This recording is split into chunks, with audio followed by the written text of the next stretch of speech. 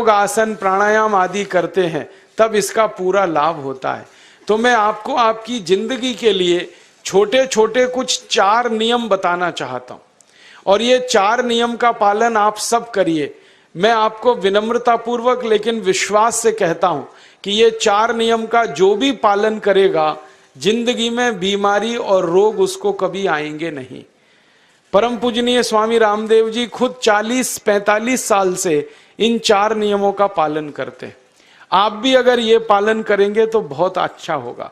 मैं भी करता हूं मेरे जीवन।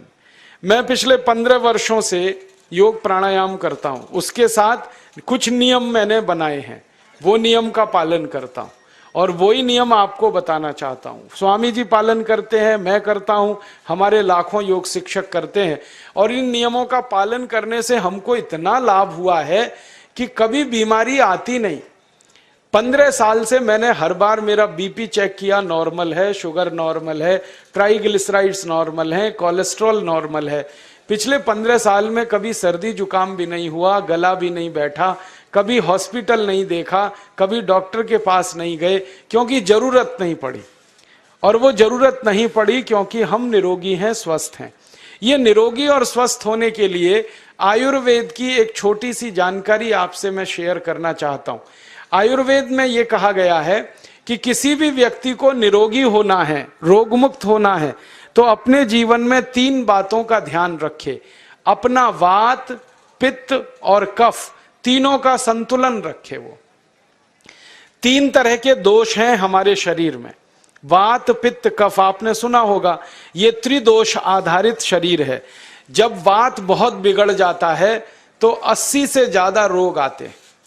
जब पित्त बहुत बिगड़ जाता है तो लगभग 46 से 50 रोग आते हैं, और जब कफ बिगड़ जाता है तो 28 रोग आते हैं, और वात, पित्त, कफ तीनों बिगड़ जाएं तो 148 रोग आते हैं। सर्दी, खांसी, जुकाम से लेकर और कैंसर तक जो आखिरी रोग माना जाता है, ये सब वात, पित्त, कफ के बिगड़ने का खेल है। तो इस देश के आयुर्वेद चिकित्सा के सबसे महान लोगों में से कुछ नाम आप जानते हैं, जैसे चरक ऋषि, जैसे सुश्रुत ऋषि। ऐसे एक ऋषि हुए बाघभट्ट। बाघभट्ट ऋषि ने एक पुस्तक लिखी है, उसका नाम है अष्टांग हृदयम, और एक पुस्तक लिखी है उसका नाम है अष्टांग संग्रहम। इन दोनों पुस्तकों में उन्होंने 7000 नियम बताए हैं। उनमें से 4 बताता हूं, अच्छे लगे तो आज से ही पालन करो और दूसरों को भी बताओ, ताकि कोई भी इन नियमों का पालन करे तो बीमार ही ना पड़े। ये चारों नियम हैं वात, पित्त और कफ को संतुलित रखने के लिए। अब वात, पित्त, कफ तीनों एक साथ आपके संतुलित रहें तो उसके लिए पहला नियम है खाना खाने के तुरंत बाद पानी नहीं पीना। ये पहला नियम है। आप बोलेंगे ये तो बड़ी मुश्किल बात है, खाना खाते ही पानी पीते हैं हम तो सबके सब, और बिना पानी पिए खाना ही नहीं खाते। कई लोग तो खाने से ज्यादा पानी पीते हैं, खाना कम खाते हैं, पानी ज्यादा पीते हैं।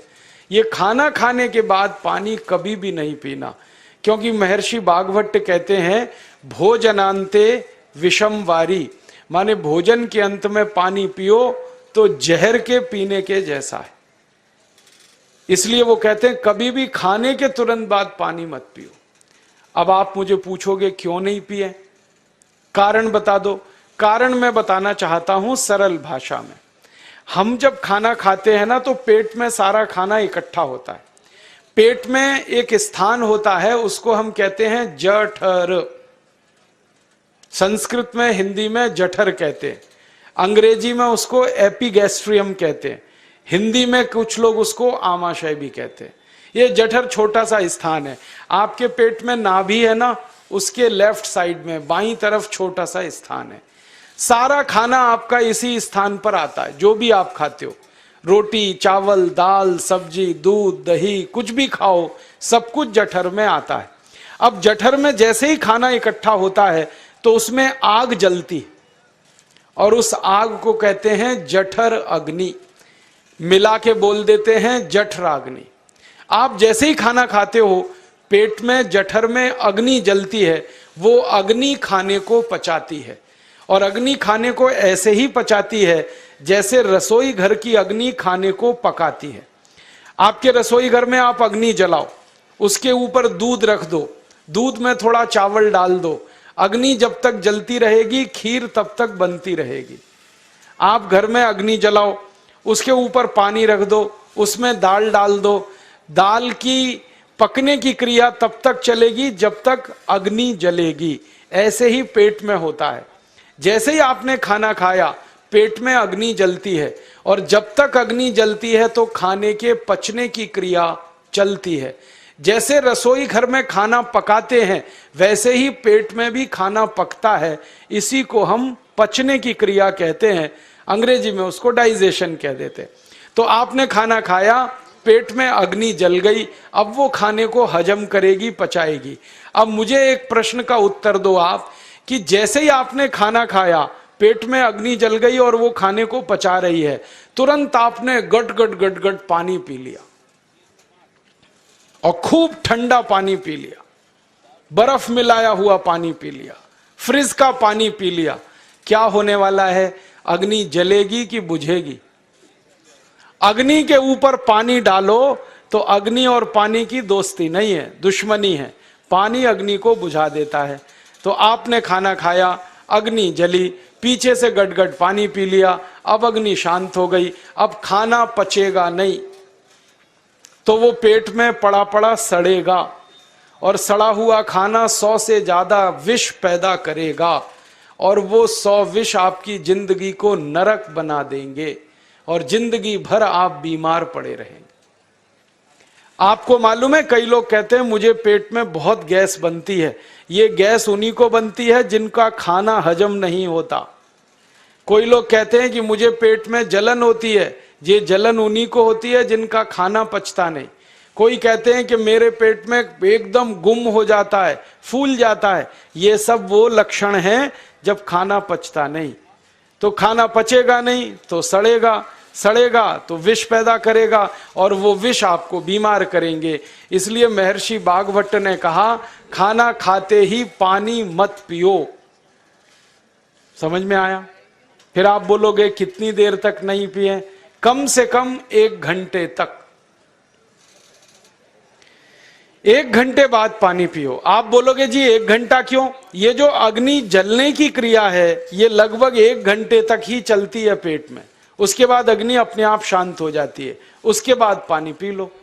तो खाना अगर 10 बजे खाया तो 11 बजे पानी पियो, 11 बजे खाया तो 12 बजे पियो, 12 बजे खाया तो 1 बजे पियो, 1 घंटे बाद पानी पियो।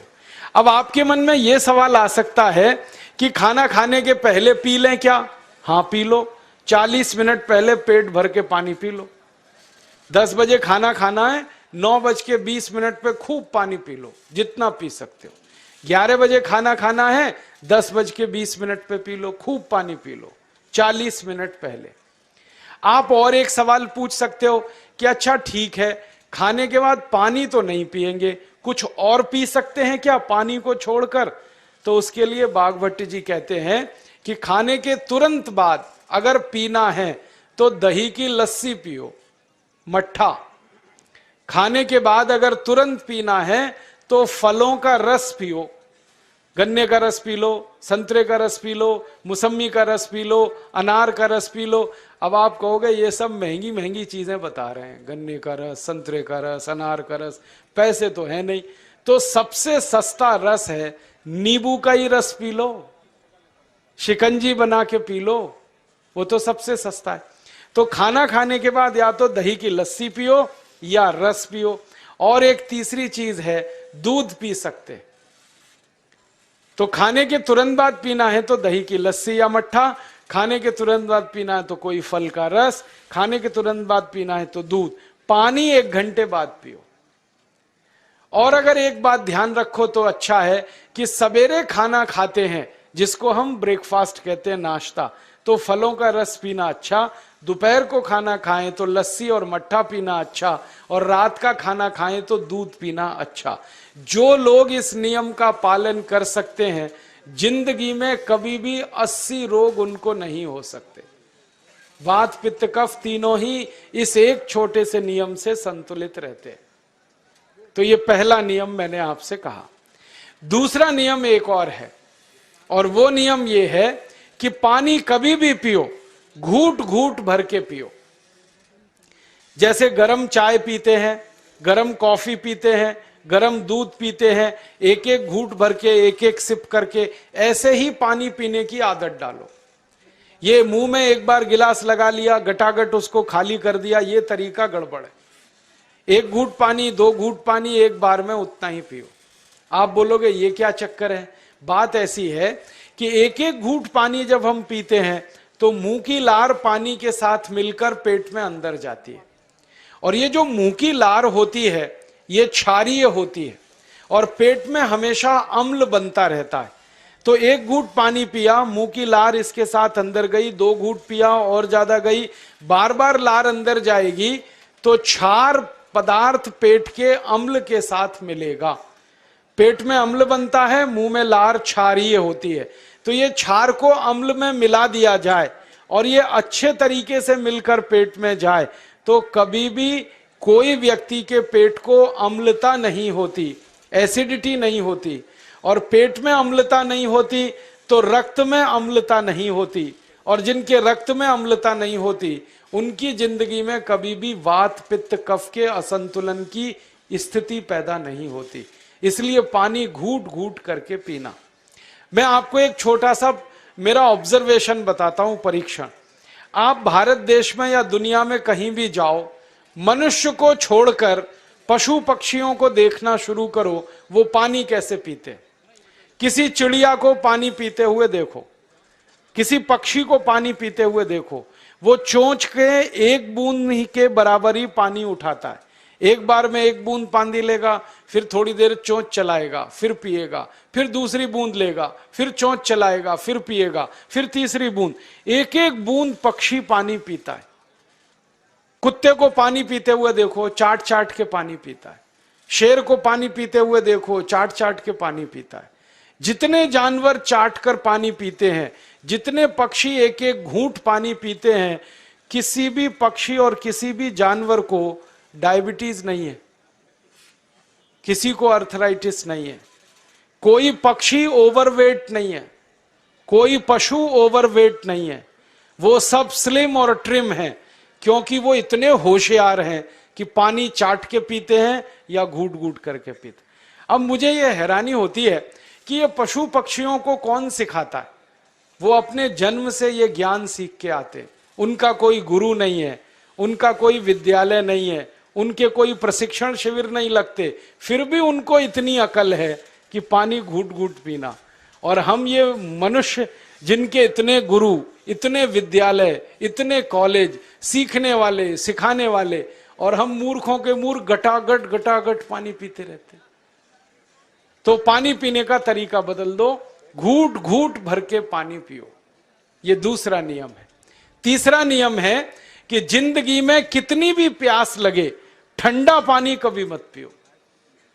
बर्फ डाला हुआ पानी, फ्रिज में रखा हुआ पानी, वाटर कूलर का पानी जिसका तापमान बहुत कम है, ये कभी मत पीना। क्यों?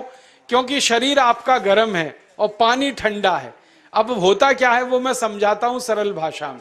पेट तो गर्म है, अब इसमें ठंडा पानी डाल दिया आपने तो अंदर झगड़ा होता है। और झगड़ा क्या होता है? या तो पानी पेट को ठंडा करेगा या पेट पानी को गर्म करेगा। अगर पानी ने पेट को ठंडा कर दिया तो पेट के ठंडा होते ही हृदय ठंडा होता है, हृदय के ठंडा होते ही मस्तिष्क ठंडा होता है, मस्तिष्क के ठंडा होते ही आदमी ठंडा होता है, और आदमी ठंडा होते ही राम नाम सत्य होती है। आपको मालूम है जब शरीर ठंडा पड़ जाता है तो घर में भी नहीं रखते, निकाल के बाहर सड़क पे रख देते। जो घर आपने बनाया अपनी मेहनत से, शरीर के ठंडा पड़ते ही निकाल बाहर करते हैं उस घर में से, और फिर चिल्लाने लगते हैं लेके जाओ, जल्दी लेके जाओ, इसको जला के आओ। माने ठंडे शरीर की इज्जत नहीं है। तो ठंडा पानी क्यों पी रहे हो भाई? बंद कर दो। कोई जानवर ठंडा पानी नहीं पीता, कोई पक्षी नहीं पीता। तो आप ये ठंडा पानी पीना बंद करो, सादा पानी पीना शुरू करो। और गर्मी के दिनों में बहुत अगर आपको तकलीफ है तो मिट्टी के घड़े का पानी पी लेना, फ्रिज का और बर्फ का नहीं पीना। ये तीसरा नियम है। और चौथा और आखिरी नियम है कि आप सवेरे ही सवेरे जब सोकर उठते हो तो सबसे पहले पानी पियो। जैसे ही आपकी आंख खुल गई तो पहले 2-3 गिलास पानी पी लो, उसके बाद आप टॉयलेट में जाओ। उठते ही पानी पियोगे तो 2 फायदे हैं। पहला फायदा यह है कि पानी पेट में जाकर बड़ी आंत को साफ करता है, और जैसे ही बड़ी आंत की सफाई होगी पेट पे दबाव पड़ेगा और आप संडास घर में जाएंगे, 2-3 मिनट में पेट आपका साफ हो जाएगा। जिनका पेट सुबह एक बार में साफ हो जाता है उनकी जिंदगी में कभी रोग नहीं आता। इसलिए सुबह सुबह उठते ही पेट साफ होना जरूरी है। और उठते ही पानी पियोगे तो मुंह की जो लार है वो पानी के साथ मिलकर अंदर जाएगी। सुबह पेट में एसिड की मात्रा ज्यादा होती है, इसलिए लार का पेट में जाना बहुत जरूरी है। इसलिए सुबह उठते ही पानी पीना बहुत जरूरी है। ये 4 नियम हैं आयुर्वेद के। पहला नियम, खाना खाने के 1 घंटे बाद पानी पीना। दूसरा नियम, पानी को हमेशा घूट घूट भर के पीना। तीसरा नियम, कभी भी जिंदगी में ठंडा पानी नहीं पीना। और चौथा और आखिरी नियम, सवेरे उठते ही सबसे पहले पानी पीना। 4 नियमों का पालन जो भी अपने जीवन में कर सकता है वो वात पित्त कफ तीनों को संतुलित रख सकता है। और जिसका वात पित्त कफ संतुलित है उसके जीवन में बीमारी नहीं आती है। और जो बीमार नहीं पड़ते हैं वो स्वस्थ और तंदुरुस्त और सुखी रहते हैं। उनकी जिंदगी का खर्चा कम होता है और देश का भी बहुत सारा पैसा बचता है। आपको शायद मालूम है या नहीं, 1 साल में हम जब बीमार पड़ जाते हैं भारतवासी तो साल का करीब 6 लाख करोड़ रुपया हमारा खर्च हो जाता है उन बीमारियों का इलाज करने में। इसलिए इतना पैसा फालतू में हम खर्च करें हर साल 6 लाख करोड़, ये बहुत बड़ी रकम है। इससे बेहतर यह है कि हम बीमार ही नहीं पड़ें और स्वस्थ रहें, सुखी रहें। और ये 6 लाख करोड़ का जो खर्चा हम करते हैं बीमार पड़ने पर, अक्सर ये एलोपैथी की दवाएं खाने में खर्च होता है। और जो एलोपैथी की दवाएं हम खा रहे हैं जैसे paracetamol, Baralgan, butazone, oxyphenbutazone, aspirin, Disprin, Novalgin, ये सब ऐसी खराब दवाएं हैं जो दुनिया के देशों में 20 साल पहले बंद हो चुकी हैं, भारत में धड़ल्ले से बिक रही हैं और हमको बीमारियों से ज्यादा गंभीर बीमारियों में फंसा रही। ज्यादातर दवाएं जो आप खाते हो वो किडनी खराब कर देती हैं, लीवर खराब कर देती हैं, आंतों में घाव कर देती हैं, विकलांगता आ जाती है, पैरालिसिस हो जाता है, ब्रेन हेमरेज हो जाता है, हार्ट अटैक आ जाता है। दुनिया में लगभग इस समय 84,000 दवाएं बिकती हैं और आपको सुनकर हैरानी होगी उनमें से मात्र 117 दवाएं हैं जो काम की हैं, बाकी सब बेकार की दवाएं हैं। उन बेकार की दवाओं को खाकर हम 6 लाख करोड़ खर्च करते हैं। ये बहुत दुख और अफसोस की बात है।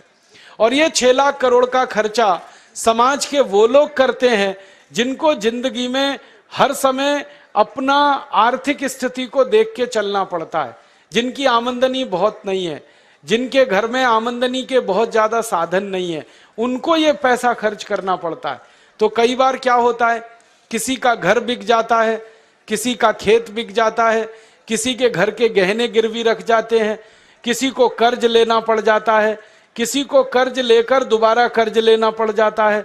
मैंने इस हिंदुस्तान में पिछले 15 साल के प्रवास में देखा कि गांव-गांव के गरीब किसान कर्ज ले लेकर ये महंगी दवाएं खाकर इलाज करते हैं, डॉक्टरों को पैसा देते हैं, दवा कंपनियों को देते हैं, और वो पैसा फिर इस देश में से दूसरे देश में चला जाता है, क्योंकि अक्सर ये दवाएं बनाने वाली कंपनियां विदेशी होती हैं। तो हम 6 लाख करोड़ खर्च करें अपने खून पसीने की कमाई का, उससे अच्छा ये है बीमार ही ना पड़ें, दवा खाने की जरूरत ही ना पड़े, तो हम सुखी रहें, स्वस्थ रहें। तो योग प्राणायाम करें, 4 नियमों का जीवन में पालन करें, बहुत आसान है आपके लिए।